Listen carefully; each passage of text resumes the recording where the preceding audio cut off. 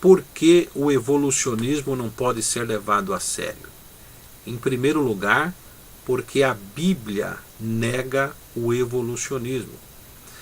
É bom não esquecer que quando tratamos do evolucionismo, estamos lidando com uma teoria humana, com suposições, e não com uma ciência exata que lida com fatos e dados concretos que possam ser comprovados e provados. Ao lermos um compêndio sobre a teoria evolucionista, muito frequentemente haveremos de encontrar expressões tais como crer-se que, admite-se que, talvez, possivelmente, mais ou menos e etc. Assim sendo, se a teoria evolucionista é tão vulnerável e falha, consequentemente os princípios que advoga são insustentáveis. A teoria evolucionista é desmascarada pelas escrituras que dizem: então formou o Senhor Deus o homem do pó da terra e lhe soprou nas narinas o fôlego de vida, e o homem passou a ser alma vivente. Gênesis capítulo 2, verso 7. Em segundo lugar, não podemos levar o evolucionismo a sério porque a ciência também nega a teoria evolucionista. Em abril de 1985, a professora Lelia Coney, pesquisadora da NASA, Agência Espacial dos Estados Unidos, e docente da Universidade de São José, na Califórnia, surpreendeu o mundo científico com a afirmação da descoberta de que a vida humana na Terra começou em estratos de argila muito fina e branca, o caulim, usado na indústria como branqueador de papel e isolante térmico. Diz ela: avançamos muito nesse terreno. Falta-nos ainda a prova definitiva, mas já conseguimos o bastante para saber que estamos no caminho certo. Acrescentou a doutora Coney. Se tivesse de apostar uma resposta, ficaria com a teoria da argila. Deixando os termos científicos de lado, em outras palavras, essa doutora estava dizendo: se eu tiver que apostar uma resposta entre o criacionismo e o evolucionismo, eu fico com o criacionismo, porque ela descobriu que o ser humano, a sua composição, seu corpo, é originário da argila, da terra, como a Bíblia diz, que Deus criou o homem do pó da terra. Aquilo que para os cientistas e pesquisadores, mesmo os mais moderados, ainda é uma incógnita, para o crente na Bíblia é certeza plena. O homem foi formado do pó da terra. Gênesis 2:7. O homem já foi formado homem. O chamado homem de Neandertal, o homem de Heidelberg e etc. não tem em si o mínimo de prova de que o homem no princípio tivesse em si as características de um macaco encurvado. O africano de elevada estatura, o pigmeu, o asiático de nariz achatado, o negro com suas características distintivas, todos são variações comuns dentro da família humana. Assim, também o homem da antiguidade variava de um para o outro e também se diferenciava de nós hoje em dia. Segundo a teoria evolucionista e algumas camadas do criacionismo, a história do homem na Terra vai até 1.750.000 anos. Não há dúvida de que esses dados são absurdos, principalmente se partirmos do princípio que a história do homem na Terra não pode ser superior a 6.000 anos, mesmo levando em conta não sabermos como o tempo era contado antes do dilúvio.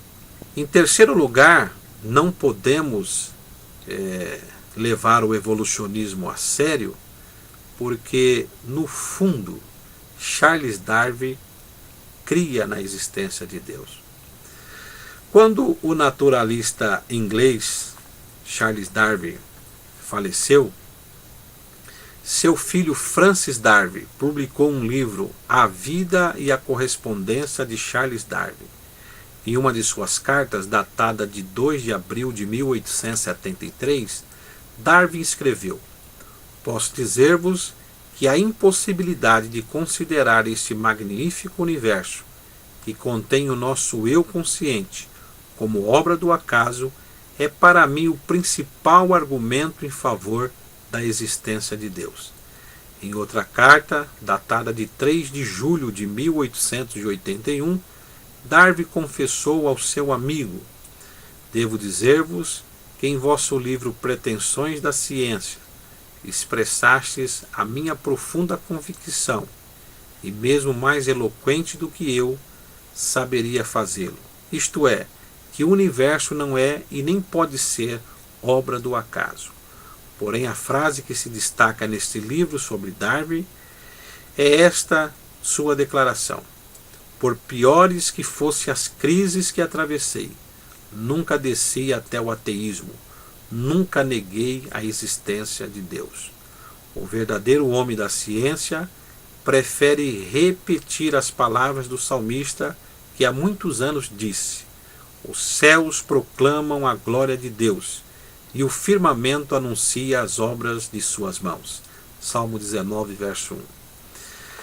Leamos o testemunho dos cientistas, desses homens cujas cabeças se embranqueceram no estudo da ciência. Quase todos eles confessaram ter visto as pegadas de Deus impressas no caminho por onde passaram. Ouçamos suas vozes, registradas no mesmo tom de adoração e reconhecimento da existência do Criador de todas as coisas. O que muita gente não sabe é que Darwin, antes de morrer, abandonou sua teoria por não conseguir prová-la. Mas infelizmente ela ainda é aceita, principalmente nos meios acadêmicos. Conforme bem expressou o pastor Elinaldo Renovato de Lima, de acordo com a verdadeira ciência, não há qualquer evidência indicando que uma espécie se transforme em outra. Diz ainda que o ser humano não é produto da evolução. Ele foi criado por Deus segundo a sua imagem e semelhança. Qualquer outra explicação não passa de hipóteses e desvaneios da chamada falsa ciência. O evolucionismo tem levado grande parte da humanidade à descrença no Criador. Essa teoria fraudulenta e diabólica continua desafiando a Bíblia, o bom senso e a verdadeira ciência. Como declarou Chesterton, os evolucionistas parecem saber tudo acerca do elo perdido, a não ser o fato de que ele está perdido. Para finalizarmos, gostaria de compartilhar uma experiência que tive em sala de aula quando ainda estava cursando o 2º grau, pelo menos era assim que se falava na minha época. O professor estava dando aula sobre a teoria da evolução. Em dado momento ele começou a fazer algumas perguntas para os alunos. E eu não sei qual pergunta que ele me fez. Mas como eu estudava na escola dominical, tinha um pouquinho de conhecimento sobre o que a Bíblia diz sobre esse assunto, eu questionei o professor dizendo o seguinte: "Professor, eu já fui no zoológico, e há alguns anos que eu frequento o Parque do Carmo." O Parque do Carmo nessa época tinha lá uns macaquinhos, né? E até onde eu sei, nenhum desses macacos até hoje chegou ao estágio de homem. Por quê? Ele falou: "É muito fácil responder isso. É o elo perdido. É o elo perdido. Esse elo foi perdido e não sabemos o porquê que hoje os macacos não viram homens." Naturalmente eu respondi para ele: "Mas como é que perderam o que nunca foi achado?" Nessa hora a classe começou a dar risada e o professor ficou assim totalmente perdido, e para se safar, né, dessa situação, ele falou: "Você já quer misturar religião com ciência", e cortou o assunto e terminou aquela aula, ou pelo menos aquele debate. Então é exatamente isso, irmãos. Os evolucionistas parecem saber tudo acerca do elo perdido, a não ser o fato de que ele está perdido. como é que se perdeu o que nunca foi achado.